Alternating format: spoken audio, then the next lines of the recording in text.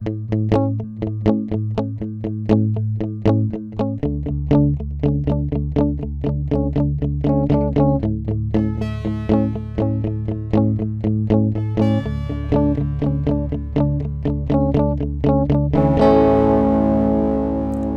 my name is Michal and welcome to my channel, which is the gateway to the beauties of the unity consciousness and unconditional love.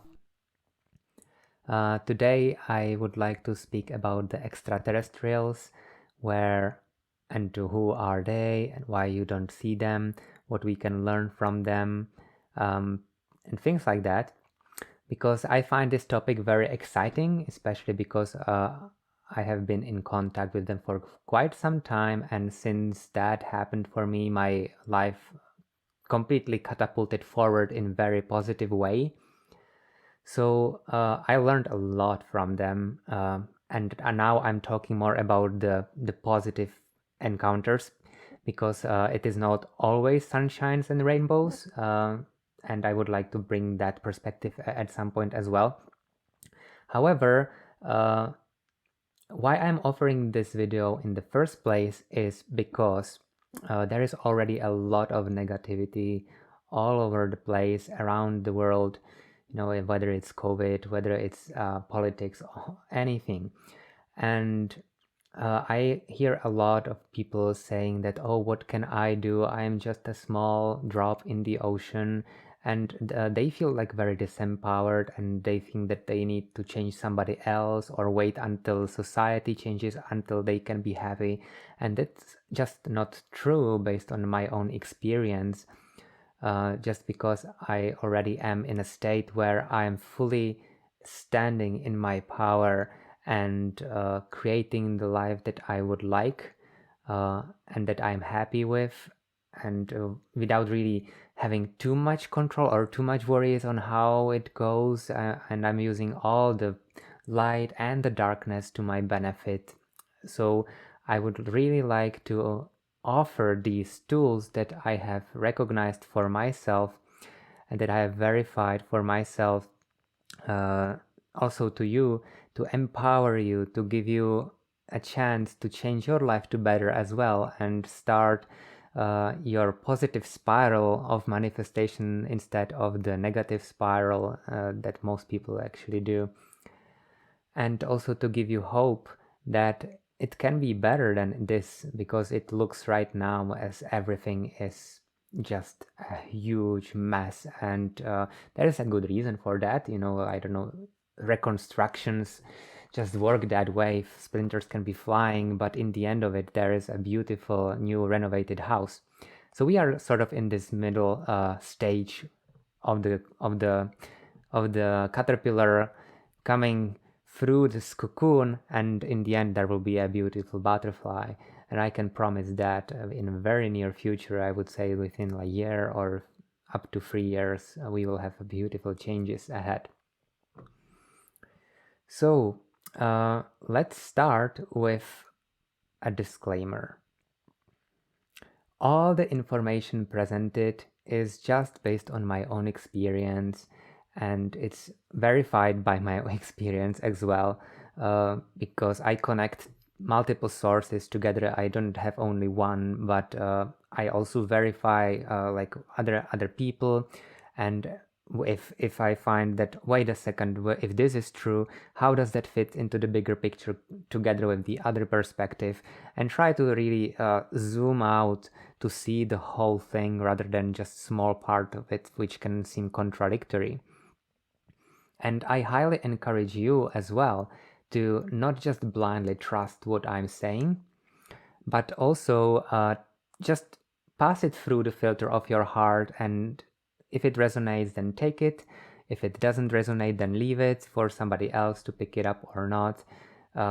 My intention is really to inspire you and empower you, and if you find anything against your values, just drop it. No insistence whatsoever. It works for me, that's why I am sharing it. It doesn't have to work for you, and it most likely won't work for all of you, because there is no such thing as one solution to fit all. And it is totally possible that you will see a different perspective that I do, which is very nicely highlighted in this picture that I don't know where I found it. I wish I could give credit to the person who drew this, but I highly resonate with the idea that just because you see a different thing than I do, that doesn't mean that I'm wrong, or vice versa. We just need to come together and invite the other person to look from my perspective, and or if you are on the other side, then you need to be willing to actually look at the other perspective that the other person is showing you. I hope this makes sense. And now with this, let's get started. So, who are the extraterrestrials? Because I don't know how about you, but I never learned about extraterrestrials at school. There are no textbooks on that. So even if you try to ask, probably the teacher would really be suspicious about your mental health if you asked about the ETs at school. So what does the mainstream think about the ETs? And in here, I, for example, looked into the dictionary.com, and there it says that it is something outside, originating outside the limits of the Earth. And also, if you talk about the extraterrestrial being, there is a interesting thing going on, which often says it in a negative way. You know, somebody conquering the Earth. I don't know if you look at the movies at all, but there is many movies who present aliens as the villains, and we are the heroes who need to, you know, save our species or whatever. There are very few movies which actually talk about the aliens in a good way, and there is almost no movie that I'm aware of. If you are aware of any, please let me know. That would be beautiful.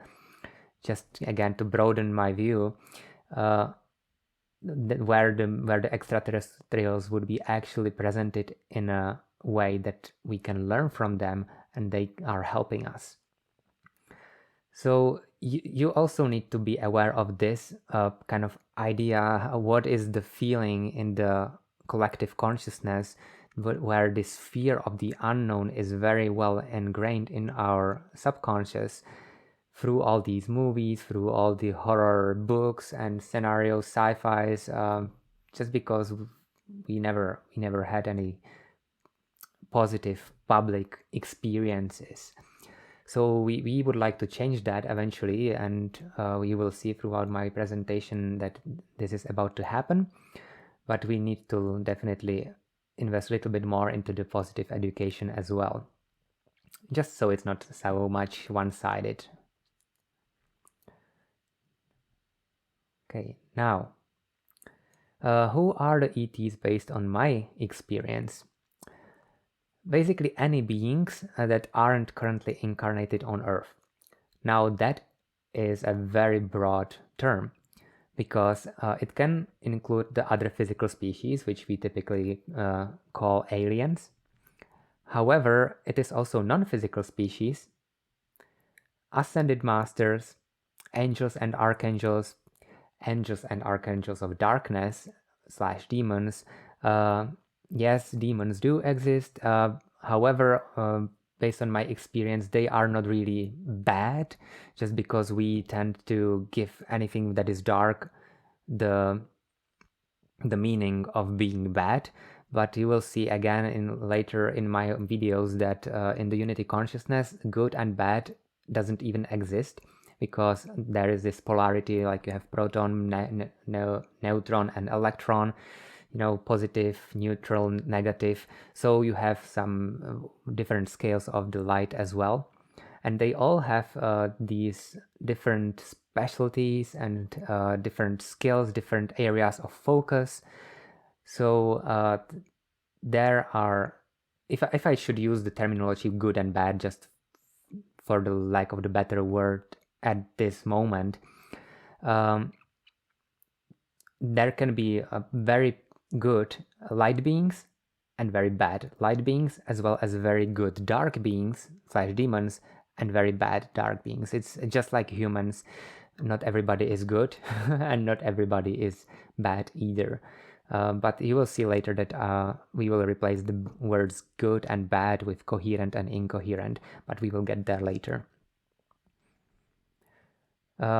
If I should speak about the Ascended Masters, just for a little bit, Ascended Masters are just humans that used to live on Earth, but then they have managed to understand the physical reality so well that they raised the level of their consciousness so high that they eventually disappeared from the physical realm and reappeared in the higher dimensions. Again, we will be talking about the dimensions later. Example of these would be like the typical, like Yeshua, or as we know, Jesus, Buddha, Krishna, all these very famous religious figures, or not all of them, but most of them were actually real beings, real people who understood something that the mainstream at that time didn't. That's why they kind of were so magnetic, so attractive to people, because they were reminding them, this is who you can become as well. You know that very deep inside of you, and that's why people felt attracted to that. So they were just showing us the way. This is what you can become as well. They never wanted to create followers, they just wanted to show us what's possible. Non-physical species that is more, we are very much concerned about the physical reality, something that you can touch, but as we will learn, there are also light beings, which are pure light. They are consciousness beings, non-physical, mostly in higher dimensions, sometimes in lower as well, especially nature spirits. But we might revisit those more like in depth in other videos than this one. I want this one to be introductory and rather short. And yes, if I should just shorten it, as every other non-human intelligent living being. And just a special note for the ITs as well, because just like we have extraterrestrials, we have also intraterrestrials. And especially if you live, for example, in Mexico or in France, you might be familiar with the plasma beings. But these beings live inside the Earth and not outside or on top of it. Why? Because again, they are non-physical beings. They can manifest to you as a light, as a plasma, but they can live even inside the Earth. Now the question is, where are they and why don't we see them? Because I don't know how many times I heard people saying, show me the proof. When I see them, I will believe them. Okay, so let's take a look at what we already have. First, crop circles. That's kind of one of the obvious traces left by them. Not all of them are made by the extraterrestrials. Some of them are human-made, but not all of them, of course. And what these are, that's basically like a two-dimensional imprint of a multidimensional construct. They use geometric language because just one picture can express more than several books sometimes. But you need to use your imagination to really fill in the gaps, because for them, if they show you something like this, for us it looks like a flower, but for them it's like a projection of a toroidal field, which is one of the basic structures of the energy flow, and it is one of the things that we use in the holographic universe concept. Some of the crop circles include like electromagnetism and different concepts from astrology. So all these circles have a lot of information for us to crack. If you visit one of them, you will be usually magnetized and energized. You will have goosebumps, your hair will just stand. And it's a very interesting experience, and most of these are from around the United Kingdom, especially around the Stonehenge, but in fact they are all over the world.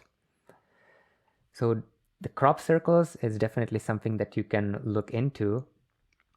And then we have a lot of newspapers and articles. If you pay attention a little bit, we have our government even establishing like a special task force for investigation of the UFOs. We have some military testimonies and even CIA documents. And here is an interesting note. For example, in here they released thousands of UFO documents online, and it's just the things that they declassified. So just imagine how many things they have actually hidden in their archives. See, and people suddenly say, hey, there is no proofs, but there is a lot. And especially if you know where to look, even the CIA archives, they have already classified a lot of information also on remote viewing, on teleportation, astral projection, all those things. And I think that much more will come. Unfortunately, they keep changing the links, so all my bookmarks are very soon obsolete as they upgrade their websites and so on. So I lost some of them, but I remember I was definitely looking at some of their PDFs coming from like, I don't know, 40, 50 years ago. So, and then you have abducted people and eyewitnesses. Or I heard even different statistic that across the globe there is over a million of reports every year. Now, there is a very low chance that all of them would be fake.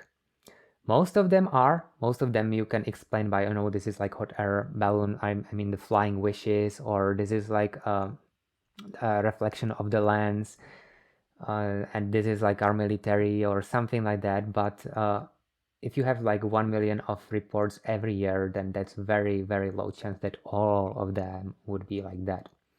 And I have friends who have actually even been on the crafts in the first place. I visited some of them in one of my meditations as well. Not one, several, but so for us, it is not even a discussion at all, like whether they are true or not. It's just when will they come? Right.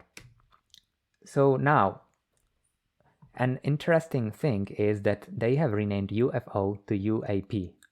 Just like, what? So first, let's take a look what that means. UFO means unidentified flying object, and UAP means unidentified aerial phenomenon. Okay, so what is the difference? Nothing. It's exactly the same. The only reason why they changed it is probably because it is harder to find the UAP if you don't know that UAP is a thing. We already know about the UFOs, but the UAP, you must know about it in the first place. So in here, I will show you one place where you can check online by yourself what we already know about the extraterrestrials UAP. So here we are in dni.gov, which stands for the Director of National Intelligence. And if you go here to what we do, I see assessments and reports. Then over here, there is an unidentified aerial phenomena PDF. So if I open this and I open this, download the report over here, you will have astonishing 9 pages of a report which they announced to the public. So this is something that we anticipated for a really long time, because they were saying, oh, we are declassifying something, and we were very much looking forward to this. And then they did this 9-thing joke where if nothing else, they at least acknowledge that this is a real thing and that they really need to dedicate some financial resources and pay attention to this. And what I would like to highlight from this report is that they said that from all the reports that they have, and they said that they have only like 144 or so, most of them are not explainable in a logical way, that basically the aircrafts would have some unusual flight characteristics that we cannot explain, and that would defy the laws of physics. They would just blink out of the physical reality, teleport somewhere else, fly under the water, stop in the middle of air and go back, things like that. And what they also said is this statement: UAP clearly pose a safety of flight issue and may pose a challenge to the US national security. Now, this may look scary if you don't know what it really means. Because of course it's a security for them, because they don't have it under control. It's obvious. Our government and our military, and especially the secret services, they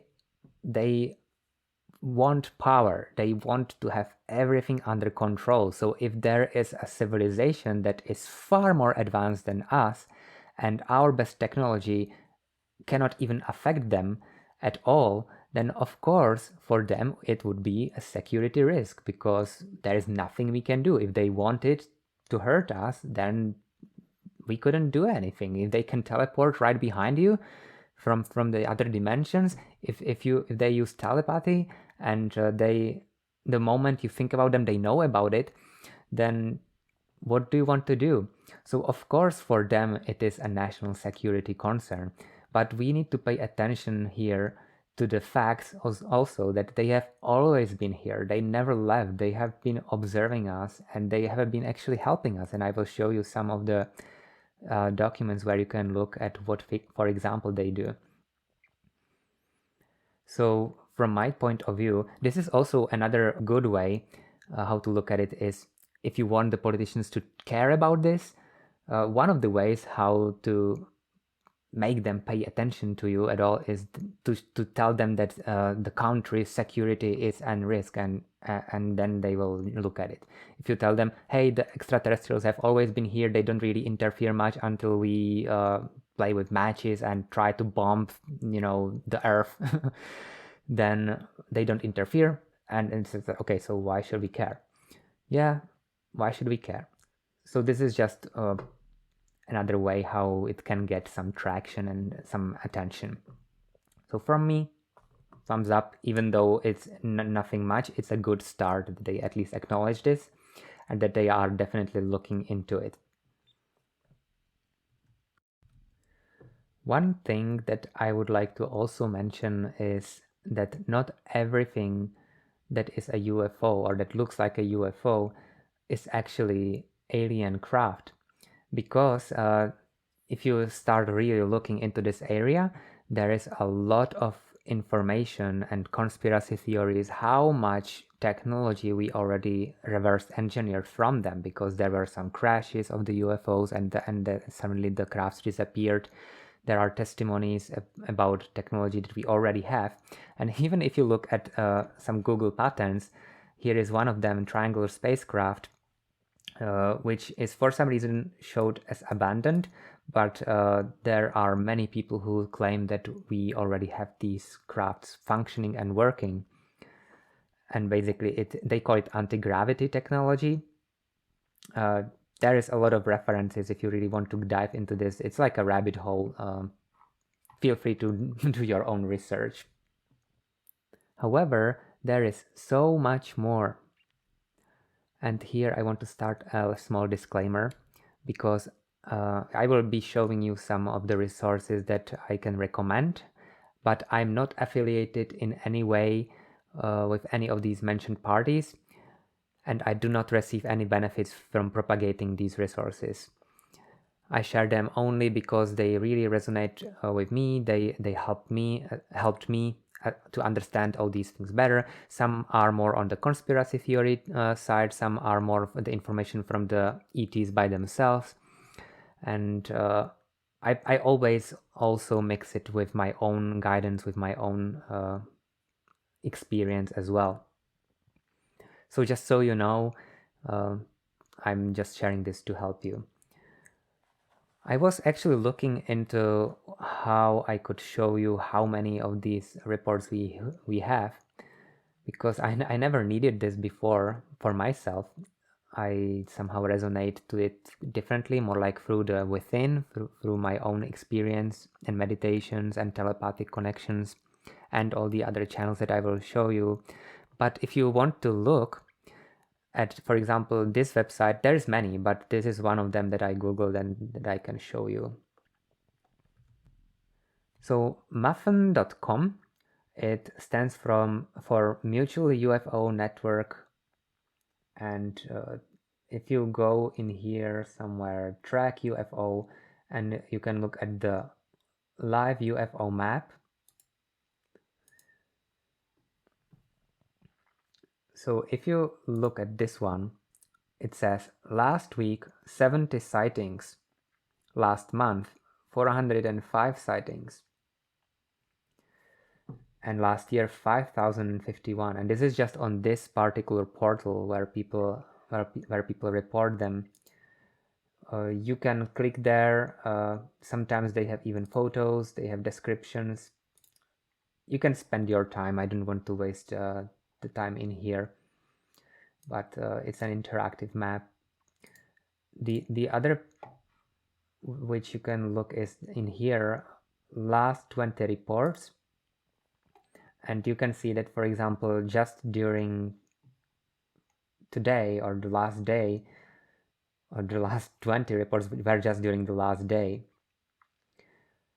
And usually there are also attachments that you can look. I don't know why they aren't here with these. Some people do share pictures and videos, some people don't. Anyway, clearly it is far more than what our government is acknowledging. And now, of course, there's even so much more. So another one, and this is a good series actually, it's on Netflix. And if I go here,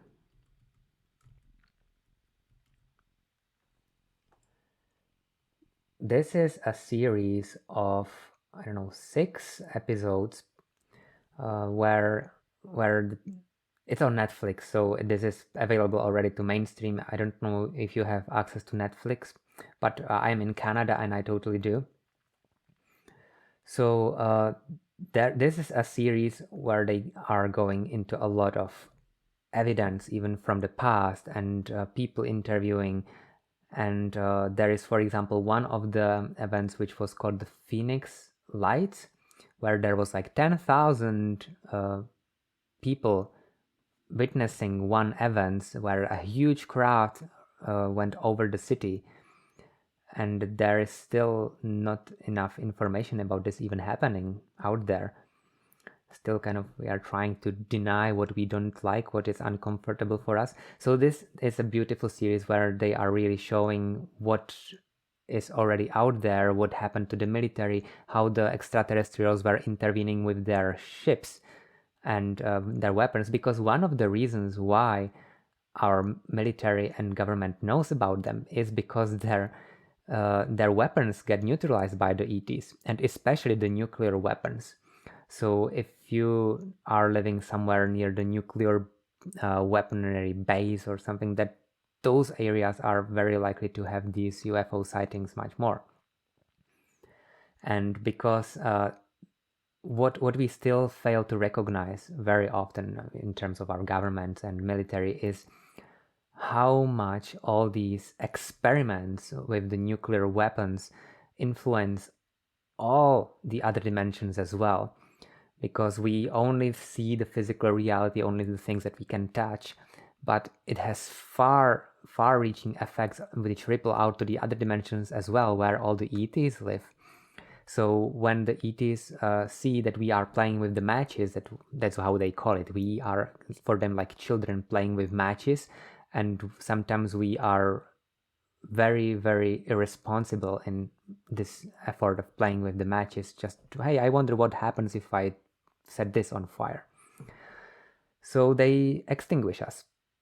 I mean, not us, but the tools that we use. So for example, they would have a missile going somewhere, and then there would be like a UFO, and it would just use its laser technology and just disarm it while it's flying. That's why they are so terrified of losing the control, because our best rockets, have absolutely no chance against them. They can neutralize them while flying.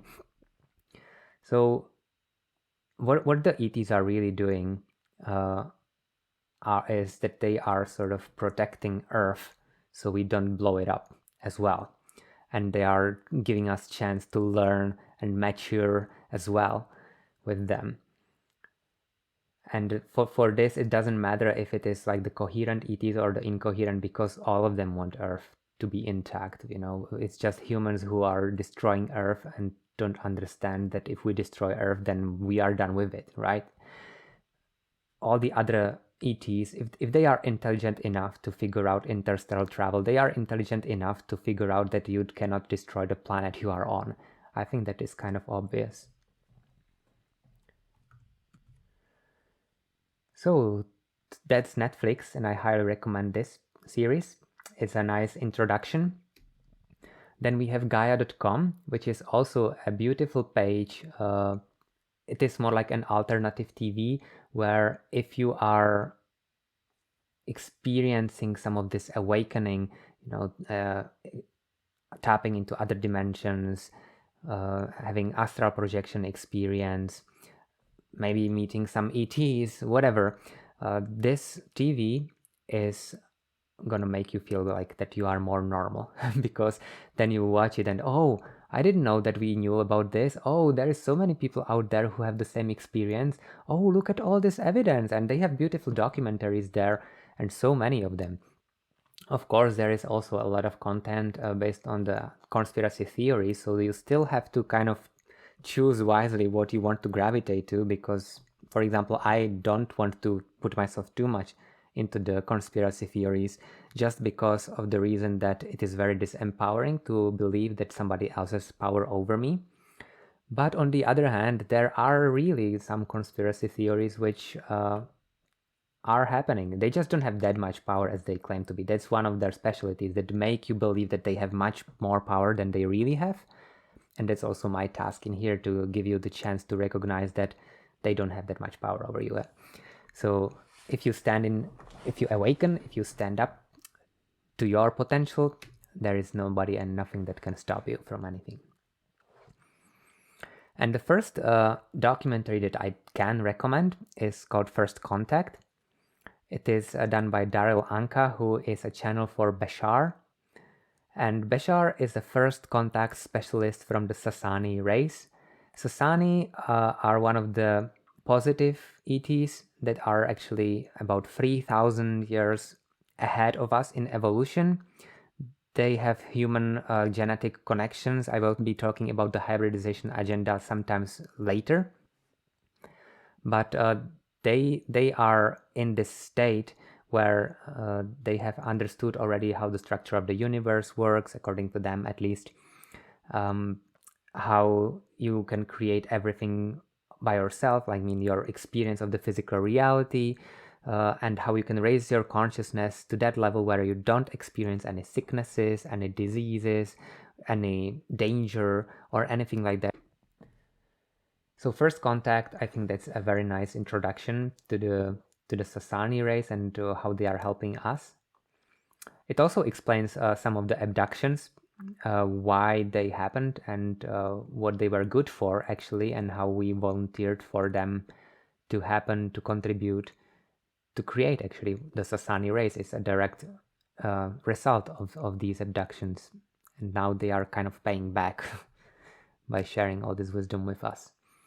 Then another series which is very interesting is called Disclosure. This is by Dr. Stephen Greer.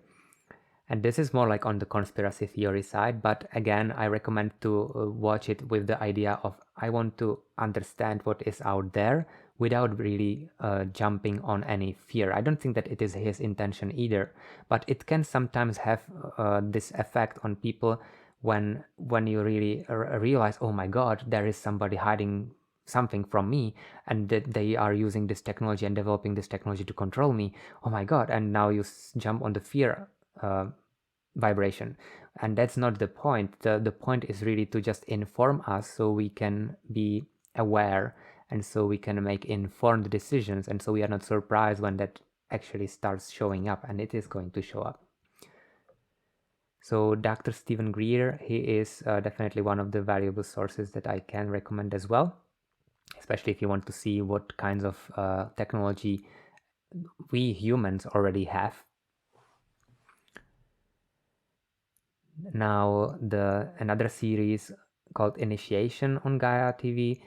This is from Matthias De Stefano, and even though this is not specialized on ETs, it is talking about the extraterrestrials a lot as well, especially Arcturians and Syrians, sometimes reptilians as well, but from different perspectives, mentioning Anunnaki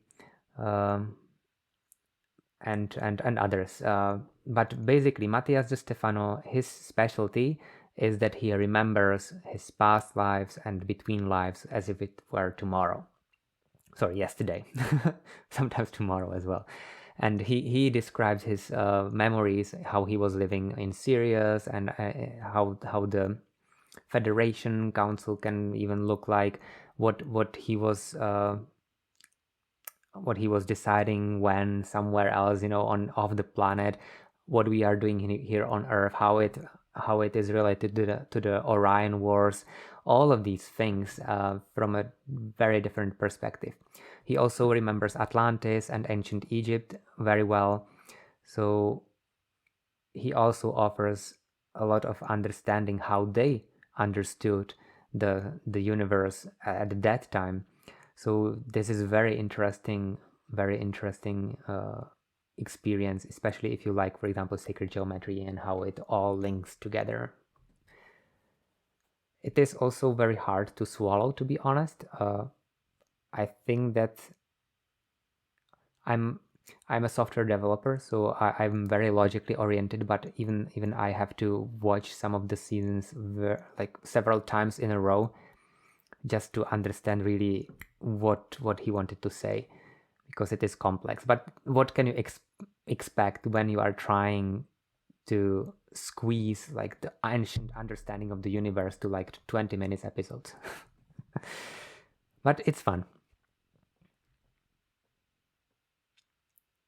Now, channeled transmissions. Channeling is a technique where you have a person on Earth telepathically connecting to the being who is typically off Earth. And in this case, what I will be sharing will be the extraterrestrials. And then the extraterrestrials can communicate through this channel to the people. So the channel basically translates the telepathic communication through the voice to the people, so they can understand the telepathic communication. And I already spoke about Daryl Anka, who is the channel for Bashar. One fun fact for him is that Daryl Anka is actually what you call past life of Bashar. So this is a fun concept because time is not linear as we think, especially not for the extraterrestrials who can see it. And they say that everything happens here and now, and therefore you can connect from the future or from the past to this lifetime as well. So Bashar, as the first contact specialist, is preparing Earth for, or at least these timelines where we are in, for the first open public contact. And he has this protocol that because we are so deep in the polarity and the separation consciousness, or at least we were there, now we are awakening, that he actually had to incarnate on Earth so he can establish the link through himself, sort of, in an easier way, so he can then prepare the ground on Earth and have much bigger effect than if he didn't have the incarnation there. So I highly recommend Bashar. If you want to listen to his normal transmissions, then you just need to buy them, and I highly recommend them because they are very nice. It's just $35 per 3-hour session or so on bashar.org or bashartv.com, I think.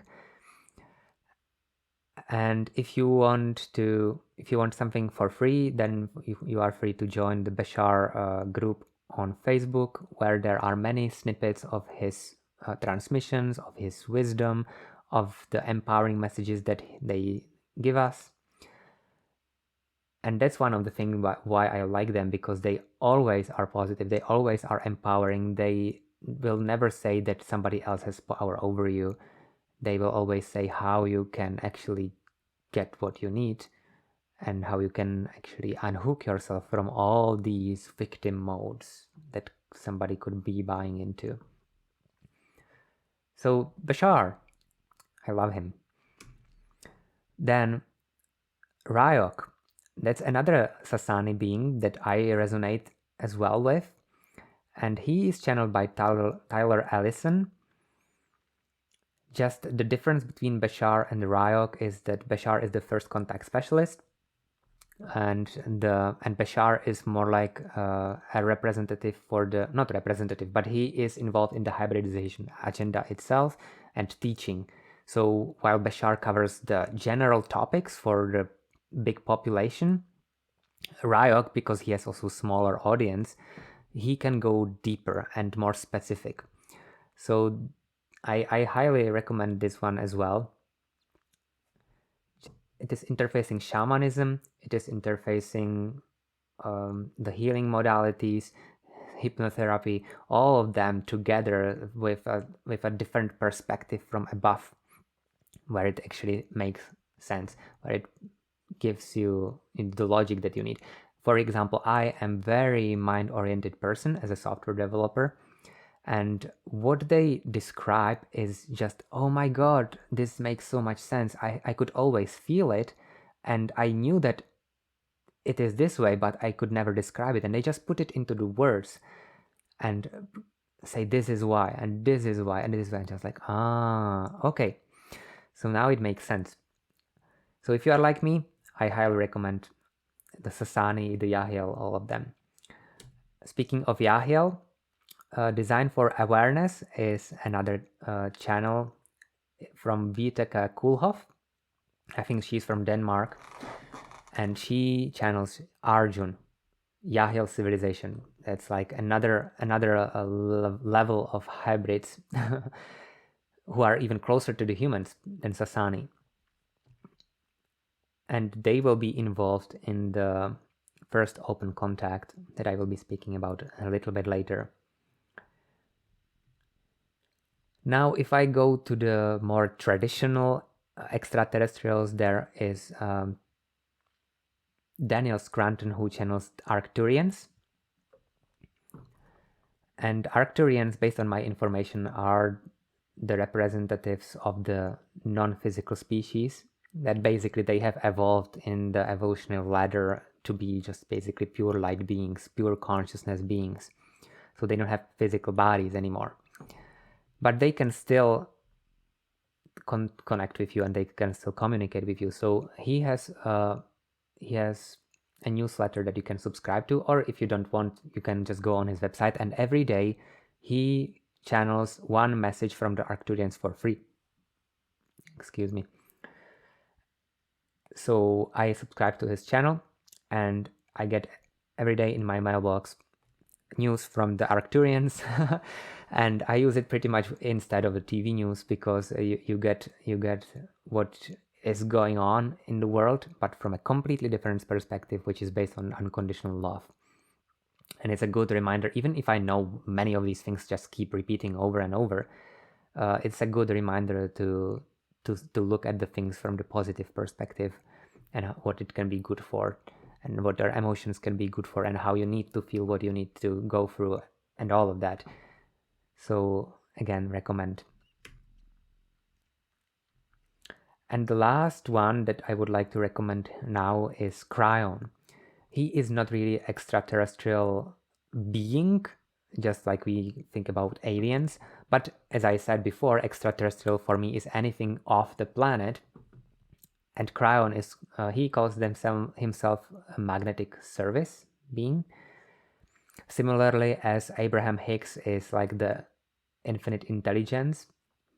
kind of being this is more like the collective consciousness kind of thing that's difficult to understand for us, because we usually think that one person is one being, but in the end it starts merging like water. You know, if you have one cup of water and another cup of water, and you mix them, then like who is what now? So it's something like that. And he has beautiful, empowering messages and also some little bit of predictions. And I would like to emphasize this one. Most of these beings, at least the coherent ones, they don't make predictions just because they understand that everything is here and now and you have always infinite possibilities, and what is prediction is just a reading on the current situation. So what they say is, if they make a prediction, what they say is, given the current reading, current situation, and how the energies are set up right now, the momentum, the strongest energy is going this way. And if you don't change anything, then this is what can possibly happen with the highest probability. But it can change. And the very fact that you know about the prediction actually makes it much more likely that you can change it. So it is somehow paradoxical, and sometimes they do this intentionally, that they will give you a prediction of something negative just to let you know that, hey, this is where you are heading. If you want to change that, and then you change it and you don't make it happen anymore. And this is how we dodged so many bullets already. We should have been dead by now if you look at all the predictions and the Armageddons, 2012 and all those things. But we didn't, because we chose different timelines, and this is one of the ways how they can help us as well. So it's more like if you know about the Titanic, it's just like, hey, there is an iceberg in front of you, move, and then you move and you don't end up in the iceberg. So he made kind of cool predictions. For example, a few years back, he was saying that there would be a new pope, and this never happened before. If you wanted to have a new pope, the old pope had to die first. So, but he said there would be a new pope, and nobody believed him. And then 13 months later, we had a new pope because the old one resigned, something that never happened before. And when he was speaking about it later, he said that was not a prediction, actually, that was just reading the energy field, because it was so strong and it was already happening that it was basically inevitable. And he made also some very nice predictions about the current situation where we are in already now, about the future, around the coronavirus, around the politics, around technology, and all of them very positive. If you want, you can go to his website and check them out. But basically, we will learn the truth, and it will be a revolution in medicine, in technology. We will have free technology, free energy. We already have free energy, but it is still not that much recognized. I'm already working on some of the devices by myself. I have blueprints. I just need to find the people who can build it for me. And yeah, and for example, about politics, that we will sooner or later, that we will be voting for people, for the politicians, based on how nice they are to each other and how well they respect each other, instead of what now they promise you, or how they are gonna, I don't know even what we are voting based on today. But everything is going to change, and we are just now in the reconstruction period where the splinters are flying around, and in the end it will be much better. So this is kind of his promise. So I know that this is very empowering, and especially if you are kind of in despair that, oh, everything is doom and gloom, I recommend just to listen to him. Don't worry about the word God that much, because that's how people understand the concept of all there is, the omnipresent consciousness, and he just uses the one word that people know the most. But yeah, I invite you to check it out. And of course, there is so many more, because nowadays, as we are awakening, everybody can learn to channel. And I think that we will learn to channel, because we will be able to tap into our higher self, which is also channeling. And you don't have to speak, you don't have to be like a vocal channel, but it is enough if you establish this connection to your higher mind, and then it is forever. And you are able to access the information that your higher self has access to, and your higher self can see the future, the past, the other parallel realities. So all of that is very cool. And now so many people are tapping into it, and they are offering to others. So if I didn't mention anybody, it is not because they would be bad or so. It's just I have a limited amount of time, and I wish I could recognize all of them, but I wanted to focus it at least on those that are most relevant to the extraterrestrials at this time. Okay, but where are they, you might say? Because you still didn't show me where they are. And for that, I'll need to explain a little bit of physics. Let's take a look at tuning forks. So imagine that you have two sets of tuning forks, and each of the tuning forks is a different tone. Like, you know, like a C, D, E, and so on. And if you resonate one, let's say letter C, then only those other tuning forks that are tuned to the same note, or its aliquots or its octaves, will resonate as well. It's kind of the law of resonance. It's also how the guitar can work and the piano, when the wood resonates with the strings and it magnifies the sound. If you didn't have the wood around the guitar or the piano, it would be very, very weak sound. But because of this resonance, it just magnifies and carries it forward. But also all the other tuning forks, which are for different, like dissonant notes, they will not sound. They will be intact. We know this for a very, very long time. It's very mechanical way of understanding it. Then we also have the radio, where you understand that you have so many radio stations existing at the same time and broadcasting at the same time, but until you tune your tuner into one of the frequencies, you don't know about any of them. And then if you tune one station, you can hear it suddenly, and also people around you. Then you change the frequency, and the old disappears, and the new station suddenly is available for you. So we figure out how to make it work even with radio waves. And now we have a TV. So we expanded this concept even to the picture. Again, change the channel and you get a completely different picture. That doesn't mean that the others are not true or that they don't exist or anything like that. It's just you change the reception, that's all. And the next step in our evolution is that we will learn that all the same principles apply also to the consciousness, to the other dimensions, parallel realities, and space-time. So, as they say, as the extraterrestrials say, everything happens here and now, and you just, by tuning into different frequencies, you just create the illusion of moving through the time linearly.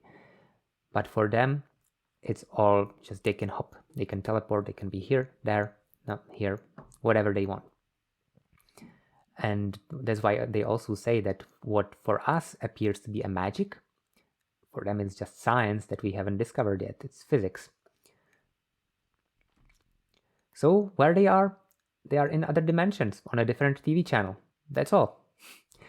But also a very interesting thing is they can see us, but we cannot see them. Now, how is that possible? If you imagine that the highest frequency, the fastest frequency, let's say, is the source itself, the omnipresent consciousness, what they say is the structure of the universe, or also the frequency of the unconditional love. And from that point, you are omnipresent and you can see sort of everything, but with very little detail. And then you need to kind of zoom in and split itself into the polarities, you know, so you have the first splits, which are the archangels, and it splits like a tree, kind of the branches, like the into angels and so on, and then eventually into the humans and so on.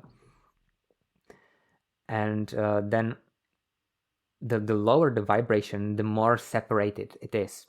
And this is not like light versus darkness. This is more like just frequency of you can also have like as I said, coherent dark being, which is also like archangel, which is like higher. So the lower you are, the more boxed view it is, the more separation, because it is trying to understand itself from different perspective. And the higher you are, the bigger picture you see. So that's about how I understand why they can see us, but we cannot really see them, just because we still are compartmentalized and separated a lot. We are separated from ourselves, let alone from the rest of the universe. We don't even, most of us even don't know that we have higher self, which is like the biggest part of us, which is the coolest part of us, I would say. Not coolest, this is important as well. But just wait when you really tap into your connection to a higher mind. It will just blow your mind with what everything you will be possible to do.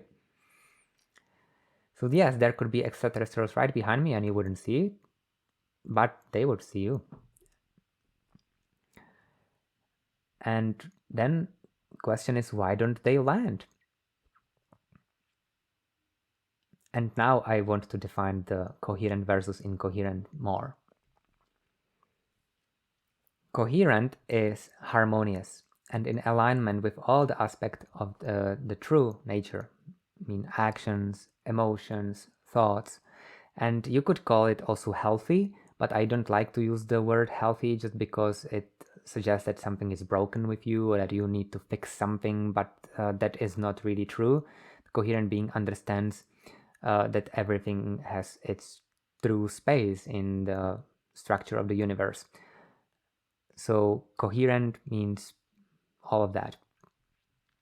Incoherent means for me that it needs healing, balancing, empowering, because most of the beings that are hurtful, they are disconnected from the universe. They don't understand the connection to life, and therefore they believe that the only way how they can get what they need is by hurting others, by killing them or whatever. And for them, if you empower them, if you show them that they can get what they need even without hurting them, then suddenly they will not have any need to hurt others anymore. And once the connection is re-established, then if you hurt other person, it's like if you pinch yourself, you know that it doesn't feel good. So you just stop doing it. It just stops being logical. It doesn't feel good.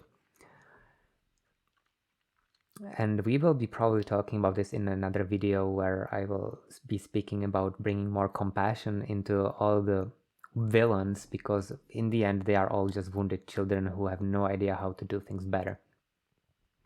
No matter how much they can scream and blame you for whatever you do, and they need healing.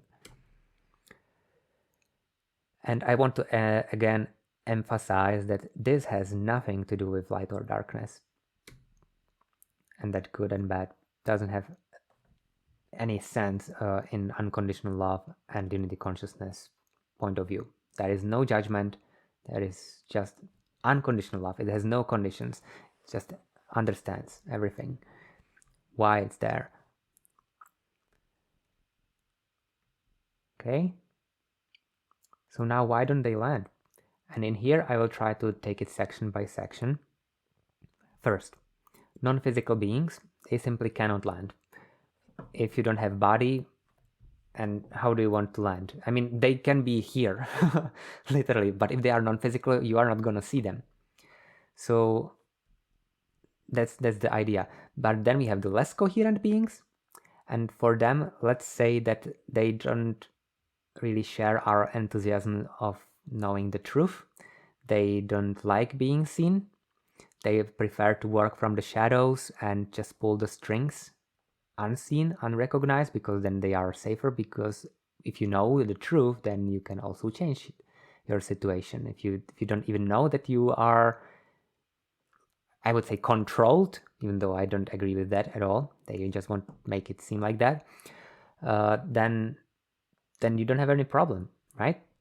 Then nothing needs to change. And these are mostly the beings with connections to what some call the secret government. And then we would need to go to the conspiracy theories, but I don't want to go there too much. At this time, at least, not yet. And then we have the coherent beings, like the Sasani and others, who basically don't want to do our homework. It is a similar concept as if you are teaching your child to, let's say, read a book. If you keep reading the book for the child over and over and over and over, it will never learn by itself. So at some point, you just need to give the child the book and practice. And that's what they are trying to do. They are showing us what we can do, but they will wait patiently until we mature, until we are ready to face the rest of the universe. They will not pull us somewhere where we are not ready to face it at all. Especially for one reason. Because the higher dimension, the less physical it is and the more energetic it is, and the faster manifestation happens.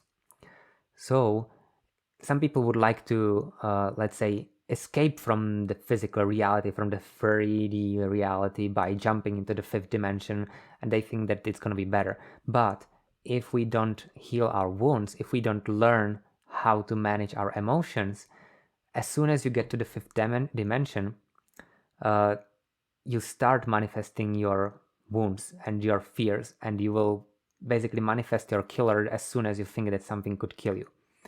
And this is one of the reasons why I'm teaching people that, especially at this time when the manifestations start accelerating, that we need to be responsible for our creations, that because it is us creating the physical reality, not anybody else. And even though there is, especially in the beginning of the process of awakening, the protection has a very good place when you are still gathering your strength. At some point you will get into a situation where the protection will be slowing you down, because you will be recognizing that you are already stronger than that and you don't need it anymore. That's where I got already spontaneously, and then through the work with the extraterrestrials who are in that stage already a long time ago. They just confirmed, and it is working very nicely, and it is much easier than to remember that I have to every day spin up a shield, otherwise something will hurt me. Yeah, if I believe that, then something will hurt me if I forget about it. So for me, I'm doing it differently, and I will be teaching that sometimes else. Now, in terms of physical interaction, of course, the physical beings don't interact too much. They can, but you would probably notice it more like as a nature. You know, like earthquake, for example. You wouldn't totally connect it with a spirit or something like that. You would see, oh, it's just nature, it's just earth. But Gaia is also a living being. Even Gaia is very physical. But I mean, this can be connected, for example, to the demons' activity as well, or even to light beings, depending what is needed. If an earthquake serves a good purpose, then yeah, it can be manifested by archangels as well. But usually mostly by the dark archangels and angels, because they are closer to the physical reality than the light archangels. Now, the coherent beings, they minimize their interference for obvious reason, because they respect free will. And of course, the less coherent beings, they do interact physically. And many people remember those situations very well. And guess what happens when we start awakening? Just because the non-physical beings don't interact much and the coherent beings don't interact much yet, once we start awakening and becoming aware of them, it looks like there is only the incoherent ones. And I went through this stage as well. I think it's kind of a natural stepping stone in the evolution of a person, where you become aware of these and you feel like, oh my gosh, we are here in prison and they have power over us and they control this and that, and there were abducting people over there and hurting people there and all those things. And yes, that is true. However, that is not entirely the biggest picture, all of it. It is just like a small fraction of everything that is going on. However, there is one more thing that I need to share, and that's what you put out is what you get back. It's one of the basic laws of the universe. Some people call it also law of attraction. It can have all kinds of words. Some people can call it like karma, that if you do something bad, then you will get it back in next lifetime, whatever. But what you put out is what you get back, just like a mirror. The energy cannot be destroyed; it can be only transmuted. But here is just like the tuning fork. If you remember the channels, if you are wounded, if you are in fear, guess what you will attract? You will attract all those situations which are on the similar vibration. Wounded extraterrestrials, hurtful extraterrestrials, angry extraterrestrials, and angry people, not only extraterrestrial. So the more hostile environment you experience around you, the more you also need to look within, like what is it what you have inside. And this is very difficult to swallow for many people, because it is easy for us to blame others for our misfortune, but many of these issues come from our subconscious programming from being child, where, for example, we could see a parent handling their emotions in a bad way. And an example of that could be, let's say that you were a kid and you were very unhappy about something and you cried, and they didn't know how to handle these emotions, so they would maybe spank you, or they would shout at you just to handle the situation somehow. Just, oh my god, I don't know what to do, just stop crying. And a lot of people actually don't know what to do, and they suddenly get nervous and angry, and they just project their wounds on the child, and the child learns, okay, so first of all, I'm a bad person because I'm experiencing those negative emotions, which is not true. So then we learn to suppress them, and then it's stuck in your energy field as a program as well. I'm making people mad, one thing. Second thing is, okay, and if I want people to behave the way I want them to behave, I need to be aggressive, I need to be angry, I need to spank them or hurt them or anything like that. So we are not aware very often how much damage we can do to children when we do all those things. But the good thing is that now we have all the tools that are necessary for us to overcome this. And by the way, I'm not sharing this to blame any people for, oh my god, not at all, because we just didn't know any better. And this was part of the evolutionary cycle where we just were sleeping, we were unconscious, we are sleepwalking, as the extraterrestrials say. We are right now, compared to them and compared to what we will become in a few decades, we are just sleepwalking.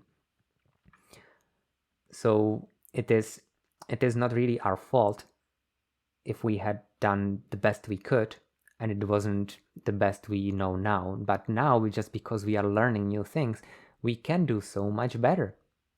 So it is a good thing that we know that we wouldn't do it differently now. And I hope that we are not engaging in the judgment and self-healing. Forgiveness is very, very powerful thing. If you are not familiar with the Ho'oponopono ritual, I highly recommend that. It's one of my go-to tools, which can literally change your life as well. Ho'oponopono Hawaiian forgiveness ritual. Very, very powerful thing. So here, if I keep going on, remember that the universe ultimately strives for balance. Harmony and light and darkness needs to coexist. It's just the basic polarity, positive, negative, male, female, hot, cold, whatever you want. Proton, neutron, electron. I mean, the neutron there is always trinity. It's not just polarity, but there is always trinity, because there is always this neutral point which is very important for us to realize, so you can see it both without judgment, without the charge, and then choose which one you want to use in that moment, which one is serving you well. So remember, the yin and yang needs to be like this. It cannot be just white circle. What would happen if we removed all the shadows? And sometimes you can see like these, I don't like the term light warrior, because this is not a fight. Fight is by definition us versus them. Separation. It means that by definition there cannot be any way how these parties could coexist at the same time in peace, in harmony. But the yin and yang was about harmony. It wasn't about fight. So this is how it would look like if you had only light. There would be no physical reality. There would be nothing. So therefore, if you are, for example, an architect, what do? If you want to create something new, you take a white paper, which is like a light, and you start distorting the paper, right? You start adding shadows until you create something new. For example, physical reality. Even the colors are just a distortion of all the other frequencies, so you can see only one color. So darkness has totally place in the physical reality experience. So I highly recommend to not judge it. Do not engage in the spiritual racism, and really focus on more like the coherent versus incoherent idea.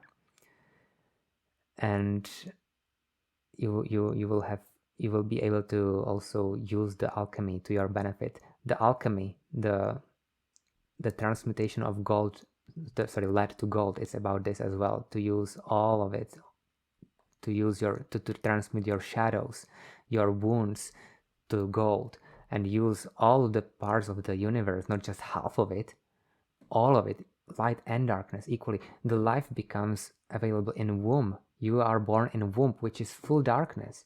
And I have entire workshop about this, which is called the flower roots in the darkness, in the mud. So in nature, the darkness is very powerful. That's also one of the reasons why all the ancient rituals were done during the full moon in dark, because then you have the contrast of the light and the darkness. The darkness presence is very powerful. And not, I don't mean the satanistic rituals at all. I mean the coherent ones, the magic, the love as well. Of course, Satanism is like a completely different topic, but I don't agree with that one at all. But I also don't think that it has so much power as some people claim it has. Because one of the reasons is the vibration scale is exponential. So one enlightened being can outweigh like millions of low vibration beings. And that's very, very good to know, because now the more people awaken, the more power they have, and then you can have like this critical mass in consciousness. And once we reach that level, and we already reached that level, by the way, then it will start outweighing and just pulling and awakening all the others as well automatically. We will again talk about this in a different video in more details. So now the question is, do you feel ready to meet the ETs? Because they think we are not, and that's why they didn't show up physically yet, because some of us still don't believe that they exist in the first place. Because show me the proof, right? What I don't see doesn't exist. Okay, I guess X-ray never existed because we don't see the waves. No, we can see the result of it, right? So we can see also the results, but instead of X-ray you have a crop field, crop circle. Some people have like religious problems with extraterrestrials because it doesn't fit into their theories. Some people are so heavily involved in the conspiracy theories that they will put anything strange as their government. And yeah, one of the major reasons is that we are not ready for anything new yet. what they say is most of you still can't accept differences between you humans, and you see yourself as superior to other life forms on your planet. How can we possibly assume that you would gracefully accept us? Yeah, that's so true, right? And would you want to land in the middle of a war zone? Hey, what do they mean by that? Well, I don't know. Have you seen how the people act in COVID? One group of people is saying, "Oh, you must be afraid of the COVID," and then other people are talking about, "You must be afraid of the vaccine," and then other, "You must be afraid of the government and freedom," and it's just like fight over which fear is more important. And from their point of view, what they are trying to share with us is, you don't have to be afraid of any of that. What you can engage in is to work on yourself, heal yourself first, go within. And that's kind of the situation with the message of the COVID all over the place for several years. The message is go inside, go within, not only go inside your home, but also inside your heart. One of the reasons why we are still experiencing these lockdowns is because we need this space for self-healing, for self-reflection, and therefore we are sort of pushing away temporarily anything external that could distract us, so we have this space for us. And if we don't use that time for that, we are just going to delay it, because sooner or later we have to evolve. I mean, it depends on the timeline which you want to choose, but if you want to accelerate it, then from my perspective, the biggest chances to accelerate it is to go within, to look what everything it invoked in you, and see how the shadow work needs to be healed.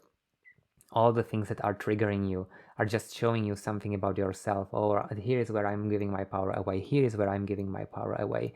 Oh, here I'm dependent on what this person does. Here I'm dependent on what the government does and what they think.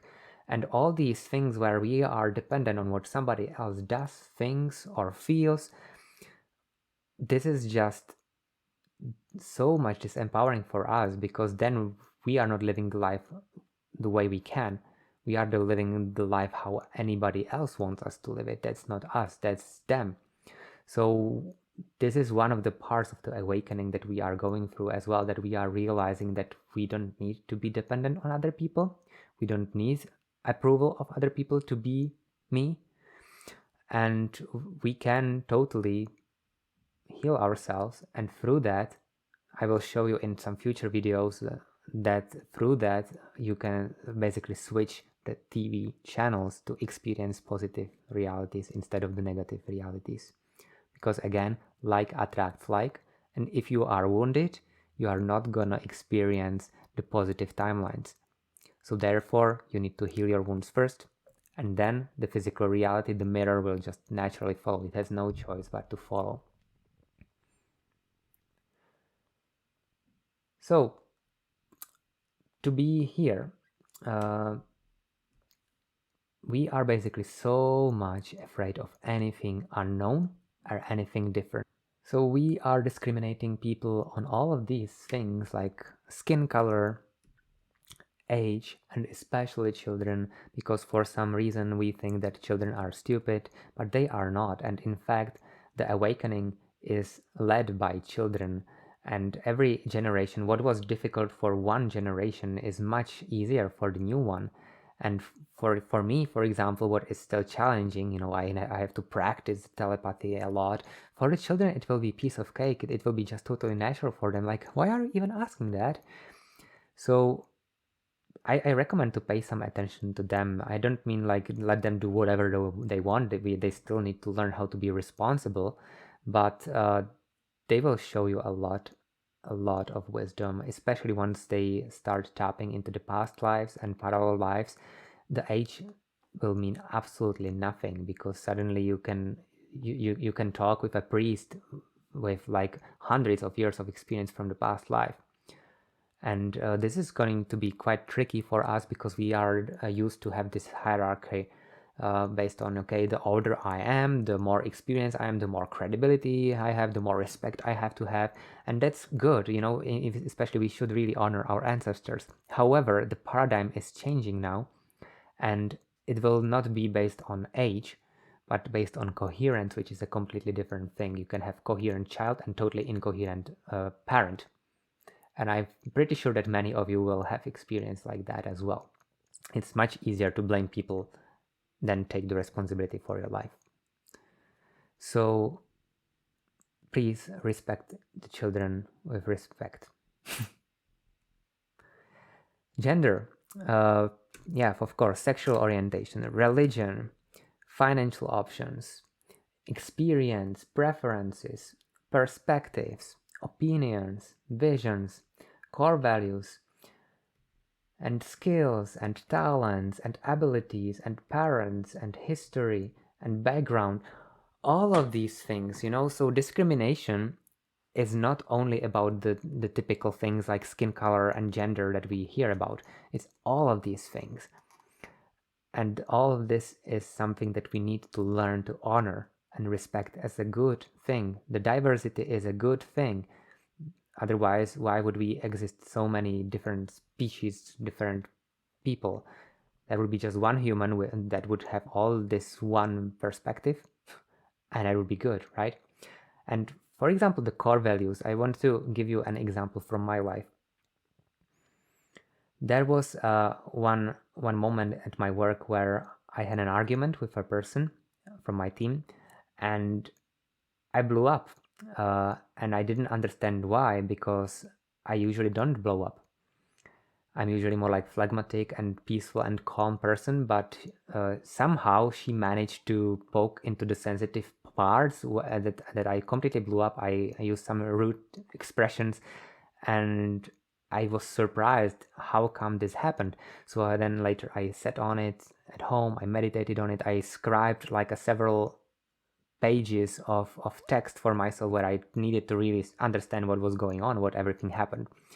And the good thing in that was that it helped me to discover that the person stepped on many of my sensitive points, which were my core values. But I didn't know that I had these core values in the first place.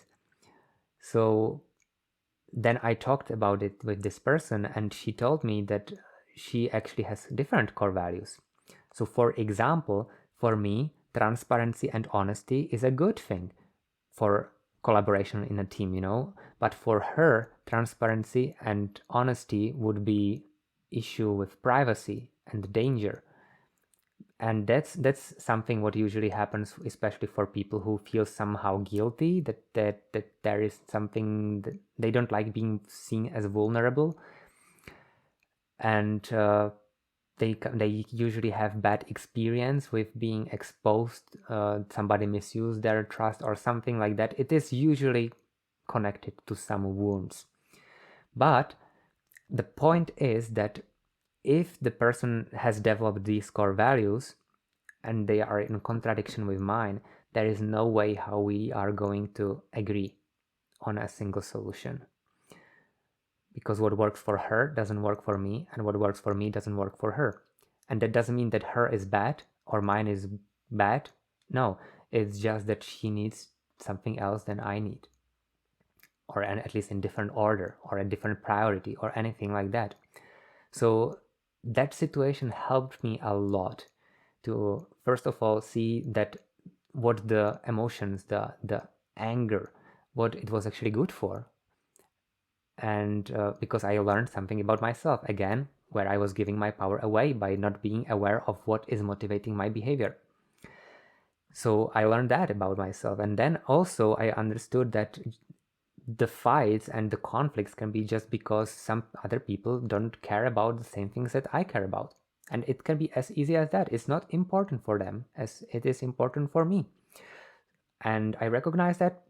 And the more you really tap into the unconditional love and the understanding how different perspectives are okay, you can say, okay, understand, yes, okay, no, thank you. and then you can just go on. You just need to find a way how to not step on each other's toes. So basically she went to a different team, I went into a different team, and we were fine. We just couldn't be on the same one. So this is something what I would like to share, that especially now when I see so many arguments, there is a lot of polarity, and we really need to start seeing the common ground and stop invalidating the other experiences as something unreal.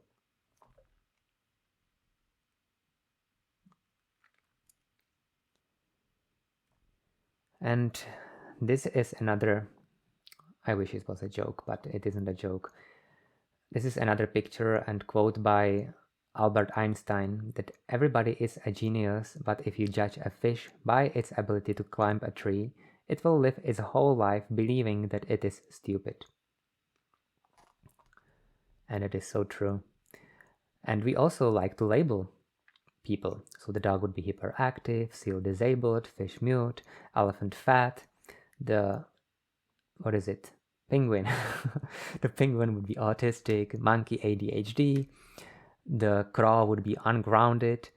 And notice that in this picture, everybody would have some label. Not even the monkey would be called normal, because that's what we like to do, like compartmentalize and label everything. And I don't know, even people like to ask me, okay, so what is your religion? What do you like to believe? I said, I don't have any religion because I don't like to put myself into a box. I like to explore life, and it can evolve and it can change over time, and it probably will change over time because I don't know what I don't know. So yeah, based on my experience, for example, ADHD is not a problem at all. My son would be ADHD and hyperactive all the time, but I love it. At least he will not need any motivation to go to a gym later when he's older, because he just keeps moving by himself. And ADHD, the lack of attention, is also not bad from my perspective, because what they are showing us, the kids, is that our school system basically isn't working. That we are designing our school system to put everybody into the same box.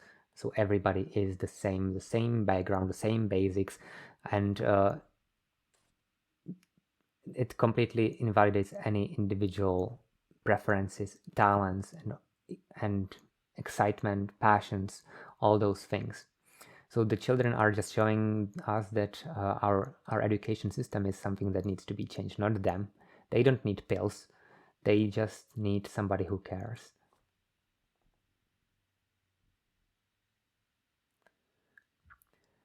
Right, so why I am sharing all this? Can I meet the good EVs? Of course you can. But you have to heal yourself first. And now that means also physically, emotionally, and mentally. Especially emotionally and mentally, because all these layers are what's actually eventually projected into the physical reality. Again, this could be another video going deeper into the anatomy of physical body, how we are creating exactly the physical reality. And also we need to heal not only conscious mind, but also subconscious mind, because that is what drives, I would say, like 90% of our life. I don't know if you ever have run on autopilot, maybe while you're driving, or maybe while you are showering, or maybe while you are cooking, or anything like that. That's all autopilot. That's all the subconscious. That's all the fight or flight. And now guess what happens when you start revealing all that was hidden to the surface. Imagine a wheel, okay, or a ball, and all the shit is hidden in the center of it, swept under the carpet, but it is slowly spinning, very slowly spinning. And now as you are healing it, it accelerates, and guess what happens with everything that is inside? It starts coming to the surface, right? It's a centrifugal force, sort of. So when you really are successful with healing, it will automatically bring everything that is slowing you down to the surface, and that's how you can see that the healing is effective as well. So what we have is a judgment that, all right, so I went to this healing and it worked for like few days, but now I feel like crap, so that therefore that technique doesn't work. If it worked, then I would feel good now. And I said, nope, that's not how it works. That's not how healing works, because okay, you healed one layer, but it helped you reveal what was beneath it, and what was beneath it, and what was beneath it. And it is very deep. Now, as I said, what would happen if we went to the higher dimension and with all these fears? You would just suddenly start manifesting all of them as the frequency would suddenly jump higher, and the wheel would be spinning so high that it is like this analogy when the shit hits the fan. And in fact, there is this quote from the Sasani, from Bashar himself. Then he was saying that on a few occasions we have agreed to meet with certain individuals on our planet. We arranged time and place, and as soon as our craft started getting closer and the people started feeling our energy field growing and stronger, they all ran away. So you might say, huh, cowards. But it is not about being cowards. It is exactly about this. Imagine all your fears. And now what everything can be people afraid of. They can be afraid of meeting that person that hurt them before, about catching a virus, about spiders, about dogs biting them, about getting burned, about government controlling them, about vaccine, about all of that, just, and all of that would just come up to the surface at once. And that is one of the reasons why they don't contact, because they say that it could cause a psychic shock or something like that, and we could literally die, heart attack. So it's a good thing that they don't contact us physically yet, right? However, this is just given through us biologically developing fight or flight mechanism, and we have this part of the brain which is sometimes called the reptilian brain, which is the most ancient part of the brain. It has nothing to do with reptilians. It's just the oldest part of the brain, which is responsible for the fight or flight and for the subconscious patterns. And they said that when we are programmed biologically to distrust anything unknown, because historically, yes, it could kill us. Like if you left the cave and you saw something big or something strange, there was a high chance that it could kill you because we were vulnerable. We didn't know how to defend ourselves. So there is this mechanism, and therefore where these beings show up in our energy field, it can literally feel to you as if a predator wants to eat you. And that is another reason why there is so many fearful experience with meeting even the positive ones. Because if you think about it, if you are in a meditation and suddenly you are feeling, oh, there are some beings that are really mean, that want to eat me, that want to control me, you are not gonna want to meet them. But if it is in this case, it is your fears preventing you from seeing them the way they are, just because the healing is coming through. And this is also something that you can experience by yourself in the physical reality as well. Because the stronger your field grows, the more it will trigger the other people who are in the low vibrations as well. And the more it will start healing them as well. So this happened, for example, to me, that I met some people. I never saw them before. I meant well. I meant very loving intentions, but they were like, oh, something is wrong about this guy, something is really bad, I don't know, I can't put my finger on it, but he feels bad, I'm afraid of him. And where does this come from? It's not coming from me, because I mean love, I don't mean any harm, but it is coming from within, from them. And for them, the only thing that is new is me coming, so they will associate it to me. However, it is them, and it is their inner wounds just healing, coming to the surface to be healed, just because the energy fields are trying to find the balance, and it's accelerating. So yes, you can experience, I'm pretty sure that you will experience some of that as well. And this is just how we are mirroring each other, how we are helping each other to find what they didn't know about each other. So if you cannot meet them externally yet, meet them within. Yay! Because your heart and your pineal gland are the primary gateways to the other dimensions. And just feel. Allow yourself to feel emotions, because they call, for example, telepathy, telepathy. It is about empathy and feeling and compassion, because that's one of the reasons why our scientists haven't gone through any breakthroughs in the area of telepathy, because they are putting the emotions out of the equation. However, it is the emotions which are actually making the telepathy possible.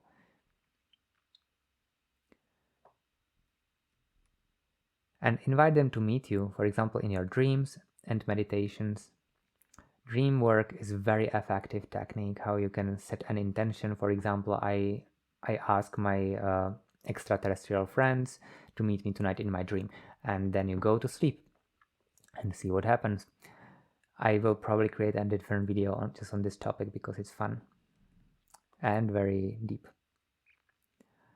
And also work on processing the fears that will be brought up to your attention. Just like the spinning wheel, if the healing wheel is effective, it will automatically bring to the surface everything that is slowing you down. And that is a good thing.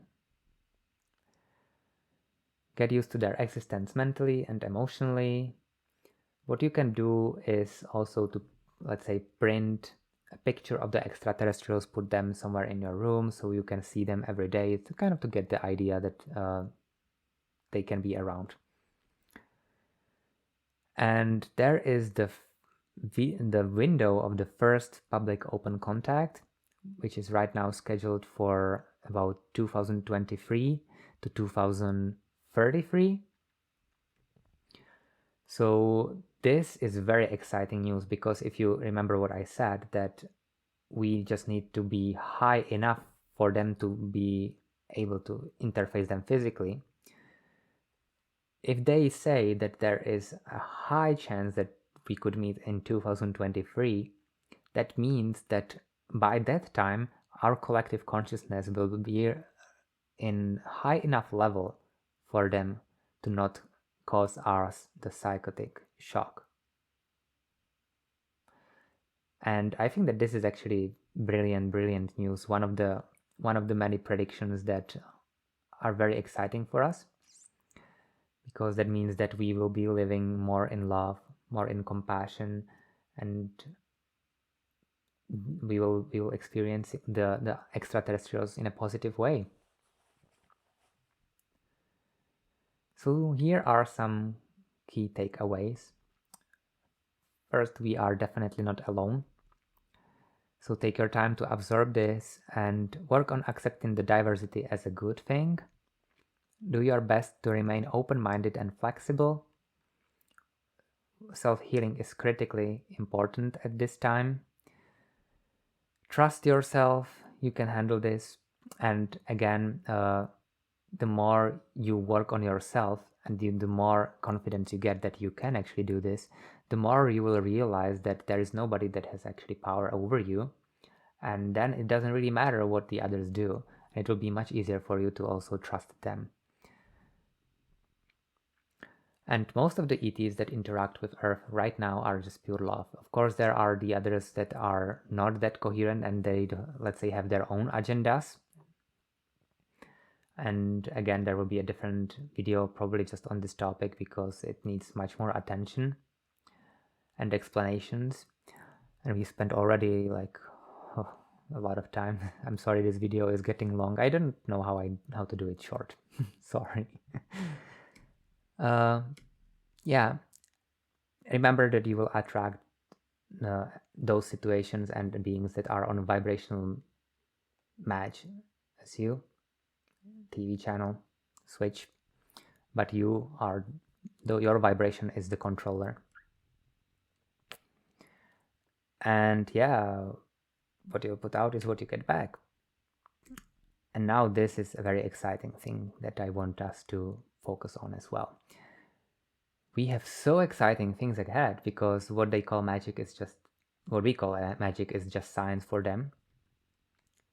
And we will have access to telepathy, time travel, teleportation, telekinesis, free energy. We already have free energy, we just didn't popularize it yet. Ability to heal anything. We already have that, but it will get even much further, even technologically. So I hope that you liked this video, that it served you well. I apologize for it being long, but this is what it is. And if you want to support me so I can create more free videos, more topics, then you can either subscribe to my channel, or you can go to my website goldenbluespiral.love. How can you support me? And see how you want to support me, if you want to support me. And this concludes what I wanted to share with you today. And I wish you a happy day. Blessings. Bye-bye.